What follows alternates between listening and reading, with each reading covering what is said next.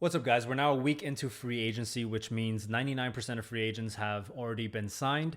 There's still a few out there, and maybe I'll get to them in a separate video down the line. But for the most part, this is part two and the last part of me grading every free agent signing this summer. Now, as a reminder, my average grade is a B. We're also going to be grading a lot of minimum contracts in this video, and as a principle, I'm not going to give a minimum contract worse than B minus because the most you're ever sacrificing is a roster spot.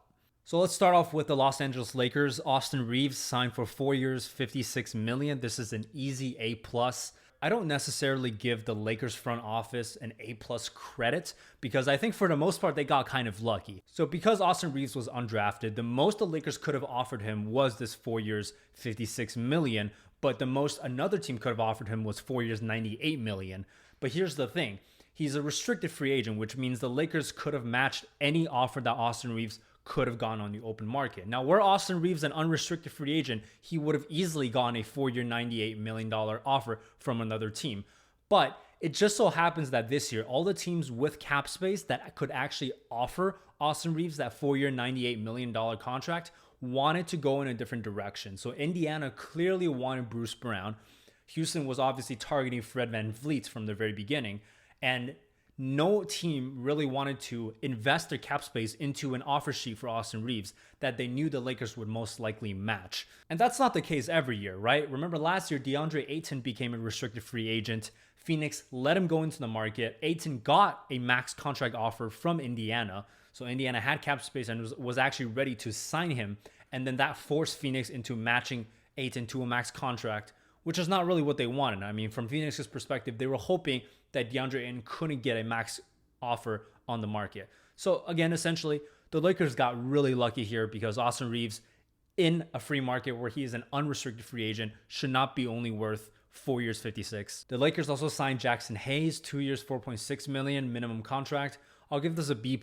All that Jackson Hayes has to do is he has to be better than Wenyen Gabriel was last year. If he can be better than Gabriel was last year, and I think he is better, then this is already a good signing. D'Angelo Russell, 2 years, $37 million. I'll give this a B. I think people might be surprised because from what I gathered, the discourse around Russell has been pretty negative, but I'm not going to be a prisoner of the moment.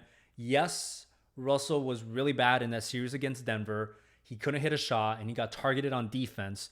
But let's also remember that the Lakers wouldn't even make the play-in without Russell doing what he did in the regular season. I have the same concerns that everyone else has when it comes to Russell's playoff record.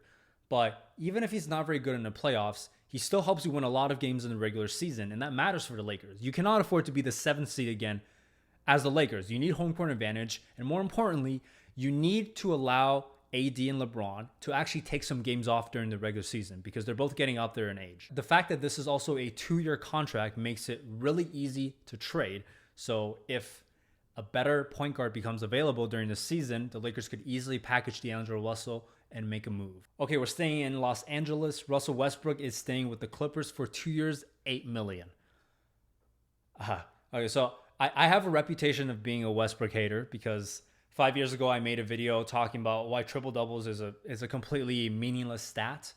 Some of you might be surprised by this, but this signing is an A+. I mean, it's just too cheap.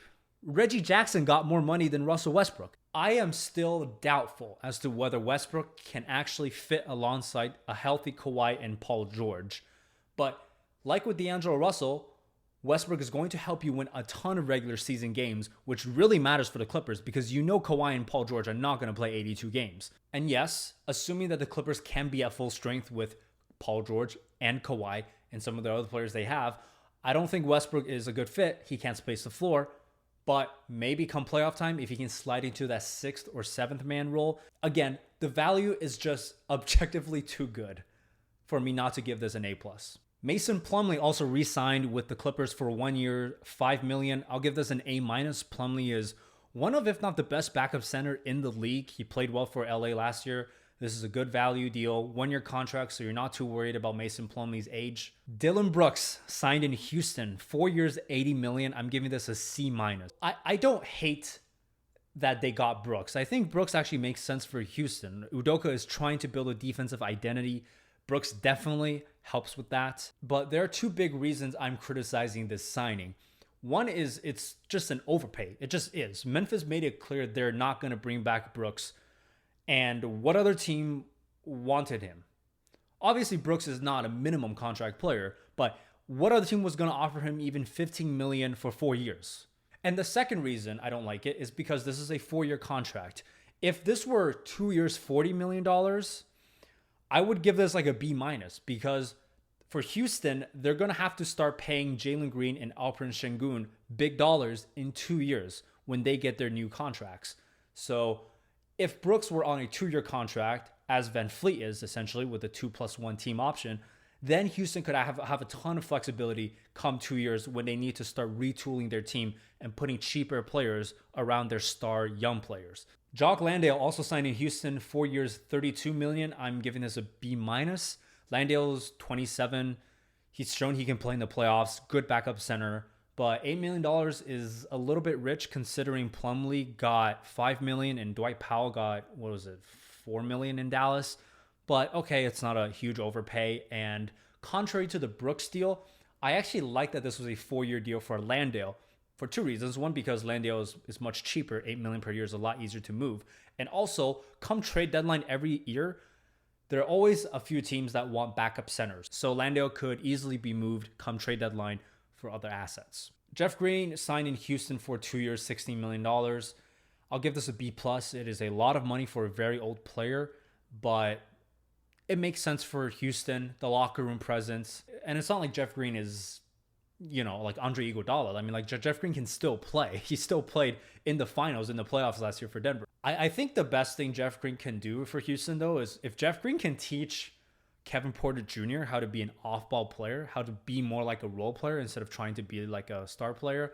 I mean, I assume that's naturally going to happen now that they have Van Fleet, but if you can teach some stuff to Kevin Porter Jr., that seems like a good guy to learn from. Aaron Holiday also signed in Houston for the 1-year minimum, $2.3 million. I mean, I'll give this a B. I don't think Holiday has much potential, even though he's still young-ish. I don't think Houston needs guards either, but I guess if somebody gets injured, Holiday can play some minutes. The Golden State Warriors signed Corey Joseph to a 1-year, $4 million contract. I'm giving this an A-. So the Warriors lost Dante DiVincenzo and Ty Jerome. They need some minutes to fill up at the guard position, and when the Warriors are in win-now mode, adding a veteran like Corey Joseph makes a lot of sense.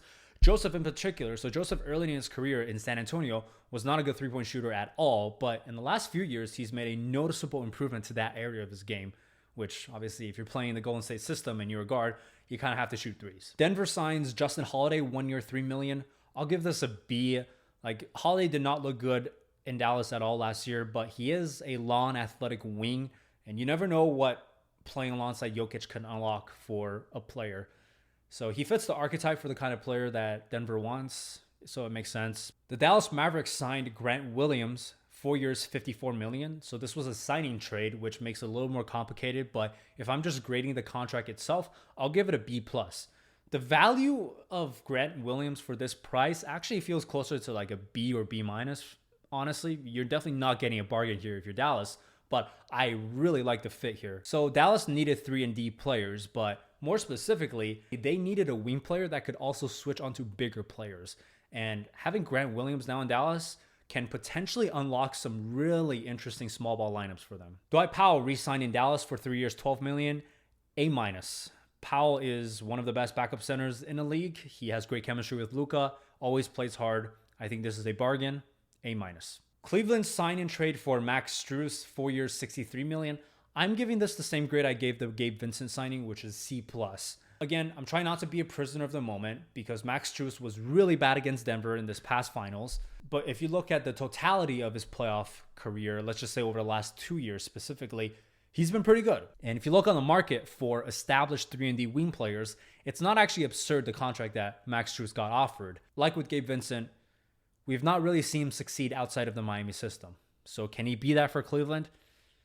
I'm not sure. Cleveland also signed Ty Jerome, 2 years, $4.6 million for the minimum. I'll give this a B. I wasn't particularly impressed by Jerome in last year with the Golden State Warriors.